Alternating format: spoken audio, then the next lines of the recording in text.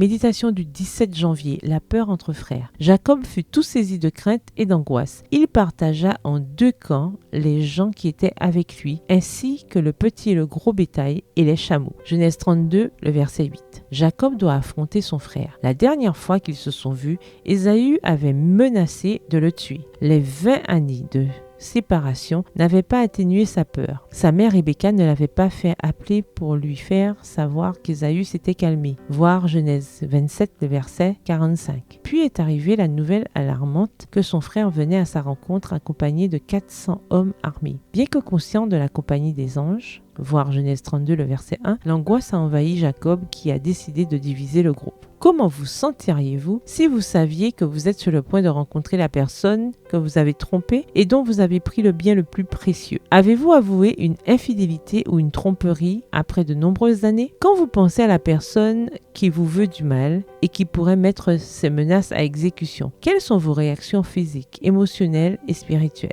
Quand vous entrez dans la détresse, quelles sont vos pensées, vos sentiments et vos actions? C'était l'histoire de la détresse de Jacob. L'angoisse, le désespoir et l'inquiétude sont des parents proches, des filles aînées de la peur. L'angoisse est un sentiment qui limite l'accomplissement d'actions justes. L'inquiétude est un sentiment inefficace avant l'occupation. Le désespoir engendre des pensées d'impuissance qui se transforment en sentiments de terreur à l'idée que quelque chose de menaçant arrive. La peur empêche de penser avec clarté. La victime manifeste des sueurs froides, une vision trouble, les jambes et les muscles du visage ou le corps entier qui tremble, de la tachycardie, de l'essoufflement, la pâleur du visage et une voix entrecoupée. Telle était l'angoisse de Jacob la nuit précédant la confrontation avec son frère Ésaü. Il devait prendre la décision d'affronter ou de fuir, de faire une pause pour prier ou de courir frénétiquement. Sa terreur l'empêchait de penser à la compagnie des anges et à la promesse d'alliance faite par Dieu lui-même. Dans ces périodes de peur, l'ennemi profite pour nous faire nous sentir faibles, sans valeur et sans espoir. Heureusement, la période de détresse ne dure pas éternellement. Jacob a décidé de confier ses peurs à Dieu et de demander la protection divine. Quelle que soit votre angoisse aujourd'hui, avant de courir, faites une pause pour prier. Celui qui n'a pas abandonné Jacob ne vous abandonnera pas non plus. Comme Jacob, luttez et dites à Dieu, je ne te laisserai point partir sans que tu me bénisses. Genèse 32, le verset 27.